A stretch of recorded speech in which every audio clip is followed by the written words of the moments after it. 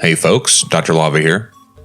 Well, the last couple of weeks we talked about the best cut content from Pokemon Generations 1 and 2, and now it's time to move on to Generation 3.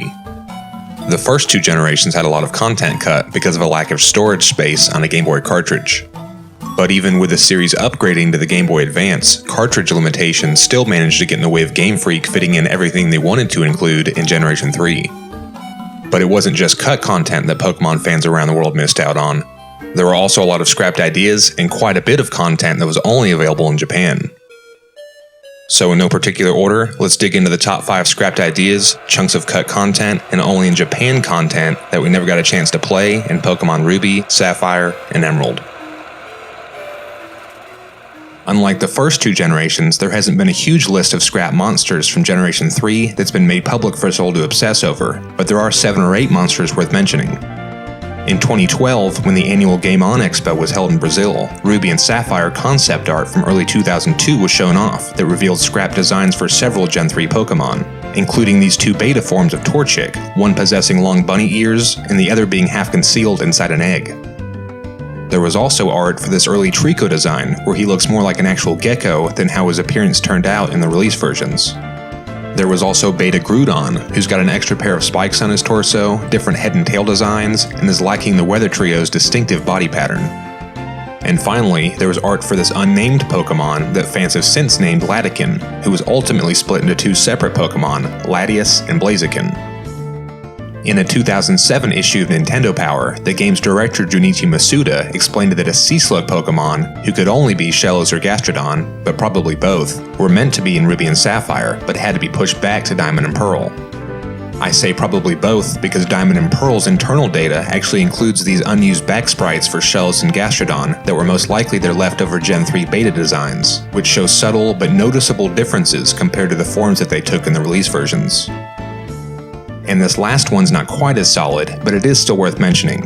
In a 2013 interview with Nintendo Life, monster designer Hironobu Yoshida said he designed a rabbit with a flower on its nose, but ended up throwing it out because it didn't make sense in the context of its natural environment.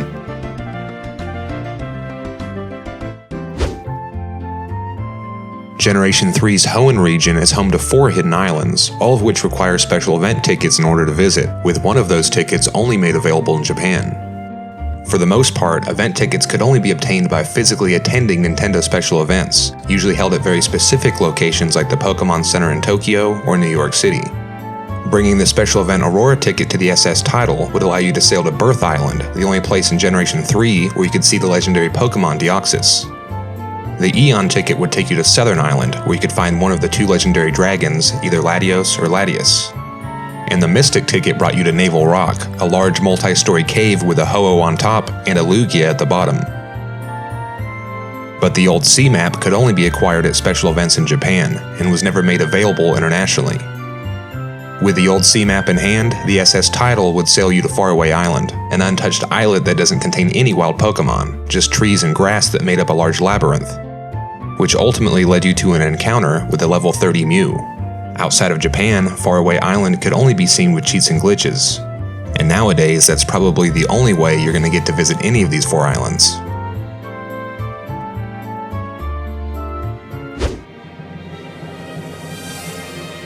According to the game's director, Junichi Masuda, there were quite a few new ideas and gameplay mechanics that were considered for Generation 3, but never made it into the final build.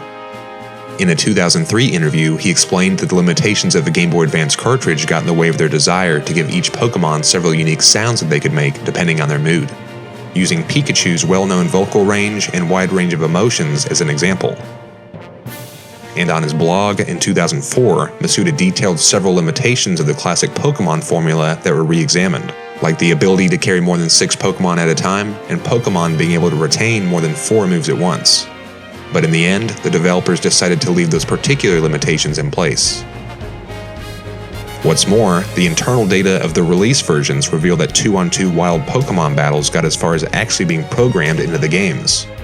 But the string of code for double wild battles ended up going unused in the final builds. Though Generation 3 did mark the beginning of the series' use of 2-on-2 trainer battles.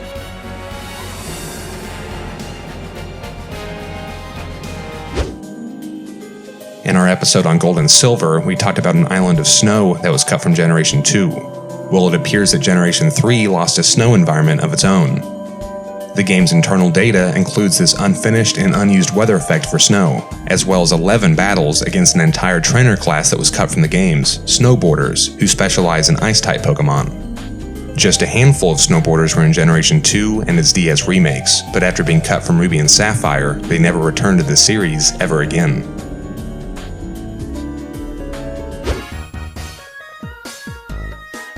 Before there were virtual consoles and eShops, Nintendo's first method of re-releasing classic NES games was via a Game Boy Advance peripheral called the e-reader. Scanning compatible cards with the e-reader could also add brand new content to GameCube and Game Boy Advance games. Up to 35 Pokémon mini-games could be played by scanning certain Pokémon TCG cards, but new content could only be added to Ruby, Sapphire, and Emerald using Battle E cards. About 300 Battle E cards were produced in Japan, mostly sold in sets containing 9 cards each, but just the first 54 plus a few extra promo cards were made available internationally, and some regions like Europe never got the e-reader at all. Battle E cards could unlock exclusive berry types and even decorations for your secret base, but most were trainer cards. Scanning trainer cards into your e-reader would summon new opponents to battle at the old man's house in Moss Deep City, or up to 8 at a time at Trainer Hill. What's interesting about these trainer cards is that many of them were made up of teams of level 100 Pokémon, making them some of the strongest opponents in the entire series. Unfortunately, none of these battles reward you with XP, but you can receive some prizes like TMs. A few of these trainers were made available in the international release's Trainer Hill Expert mode, but most of them were never seen outside of Japan. Luckily for North America though, the best e-reader card of them all was distributed via Nintendo Power Magazine issue 172. Unlocking the special event Eon Ticket so you could sail to one of the game's hidden islands and nab yourself a legendary dragon.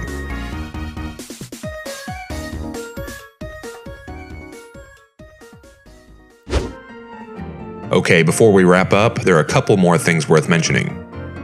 In the release versions of Ruby and Sapphire, you fight the leaders of Team Aqua and Team Magma twice each, but the internal data reveals there was once meant to be one more battle against them that would have taken place earlier in the game's story.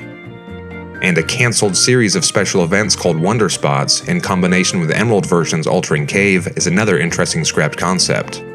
But the same cave can be found in Fire Red and Leaf Green, and since it's more interesting in relation to those games, we'll save Altering Cave for the Fire Red and Leaf Green episode.